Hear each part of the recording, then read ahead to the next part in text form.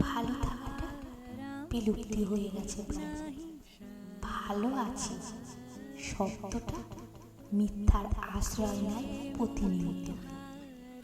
মন আর মুখোশ বোঝা বড় তাই, কে আপন কে পর সময় বলে দেয়। ভুল আর অভিমান যখন বড় হয়ে যায়, ক্ষমা আর ভালোবাসা তখন মূল্যহীন হয়ে দাঁড়ায়। অথচ মানুষ এক জীবনে ভালো থাকার জন্য ভালোবাসার সন্ধান করতে করতে মৃত্যু যন্ত্রণাও ভোগ করতে থাকে। কেউ বা তার দেখা পায়, আবার কেউ পেয়ে হারায়।